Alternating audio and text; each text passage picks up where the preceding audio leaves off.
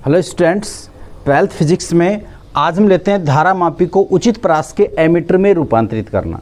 जब धारा मापी को उचित परास के एमीटर में रूपांतरित करते हैं तो धारा मापी की कुंडली के समांतर क्रम में अल्प प्रतिरोध का तार, जिसे शंट कहते हैं, शंट जोड़ देते हैं। देखिए, जब भी धारा मापी को एमीटर में रूपांतरित करना हो तो क्या करेंगे, धारा मापी की कुंडली के समांतर क्रम में शंट जोड़ देते हैं। शंट को ऐसे प्रदर्शित करते हैं, शंट जोड़ देते हैं।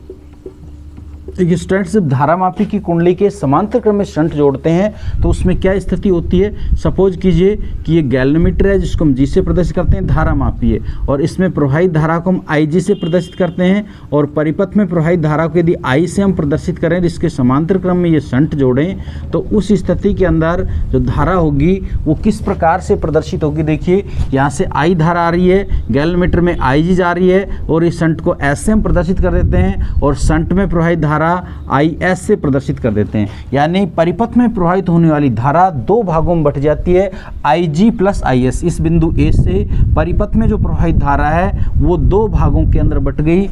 एक भाग हो गया गैल्वेनोमीटर में जाने वाला और शेष भाग हो गया शंट में जाने वाला, अर्थात I बराबर है आई जी प्लस आई एस के। जब भी हमें किसी धारा मापी को उचित परास के एमीटर में रूपांतरित करना हो तो उस स्थिति में धारा मापी की कुंडली के समांतर क्रम में अल्प प्रतिरोध का शंट हम जोड़ देते हैं। देखिए, जोड़ के देखते हैं हम। सपोज कीजिए कि ये धारा मापी है, ये हम यहाँ पे धारा मापी प्रदर्शित कर रहे हैं। ये इसके अवतलाकार ध्रुवखंड है, ये नॉर्थ पोल है, ये साउथ पोल है, ये इसकी कुंडली है, और ये हमने वेस्टर्न धारा मापी लिया है, धुरागर के मध्य व्यवस्थित है। ये वेस्टर्न धारा मापी है, इसका संकेतक है, ये वर्ताकार पैमाना है। स्टूडेंट्स, ये इसके धुरागर हैं, ये इसकी कुंडली कोर है। अब देखिए, सपोज कीजिए यहाँ से इसमें धारा प्रवाहित होती है, T1 टर्मिनल है, ये T1 टर्मिनल है इसको हम T1 टर्मिनल से प्रदर्शित कर देते हैं, और ये T2 टर्मिनल है, ये T2 टर्मिनल है। यहाँ से धारा इसमें प्रवेश कर रही है। अब ये इसकी कुंडली है, इसके समांतर क्रम में इस तरह से हम शंट जोड़ देते हैं। देखिए, ये समांतर क्रम में शंट जोड़ दिया S।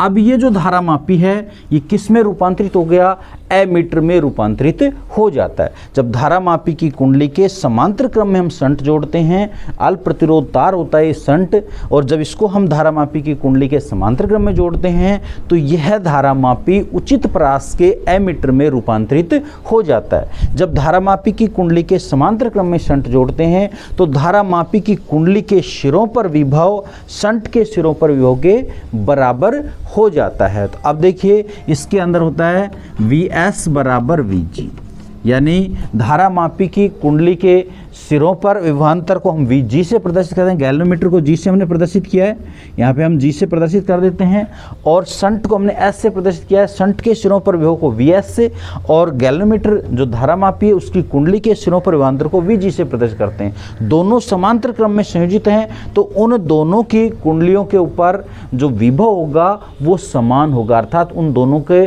जो सिरे हैं वो उभयनिष्ठ विभव के सिरों से संयोजित होते हैं, अर्थात Vs बराबर होगा Vg। इसकी सहायता से हम Vs बराबर Vg की सहायता से हम शंट में जो प्रतिरोध है, शंट प्रतिरोध, उसका मान भी ज्ञात कर सकते हैं। देखिए, Vs बराबर क्या होगा, S क्या है, शंट तार है, और Vs क्या है, शंट के ऊपर विभव है, तो V बराबर होता है IR की।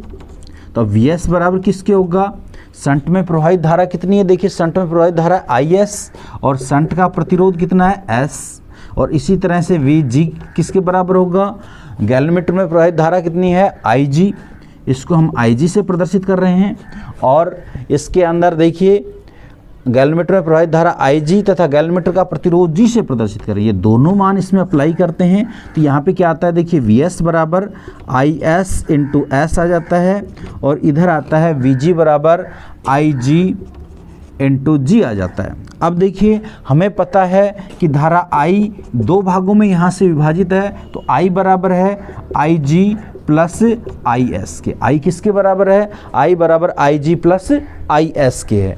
आई बराबर आई जी प्लस आई एस है, तो आई एस का यहाँ से मान निकालते हैं। जब आई एस का मान निकालते हैं तो वो आ जाता है आई माइनस आई जी, और इस मान को इसमें हम रखते हैं। जब इस मान को इसमें रखते हैं तो आ जाता है आई माइनस आई जी इंटू एस बराबर आई जी अपॉन जी, और यहाँ से हम शंट का मान निकालते हैं। जब शंट का मान निकालते हैं तो हमें वो प्राप्त होता है एस बराबर आई जी अपॉन जी इंटू आई माइनस आई जी। ये जो गैल्वेनोमीटर की कुंडली के, गैल्वेनोमीटर या धारामापी की कुंडली के समांतर क्रम में जो अल्प प्रतिरोध जोड़ा है उसका मान इसकी सहायता से हम ज्ञात कर सकते हैं। इस प्रकार से हम शंट प्रतिरोध ज्ञात करते हैं। यदि हमें एमीटर में रूपांतरित हो गया धारामापी, यदि हमें एमीटर का प्रतिरोध चाहिए तो एमीटर के प्रतिरोध को 1/RA से हम प्रदर्शित करें तो होगा 1/G गैल्वेनोमीटर का प्रतिरोध प्लस 1/S शंट का प्रतिरोध। इस प्रकार से हम गैल्वेनोमीटर का, या ये कहें कि गैल्वेनोमीटर को जब धारामापी में रूपांतरित करते हैं तो उसका प्रतिरोध ज्ञात कर सकते हैं।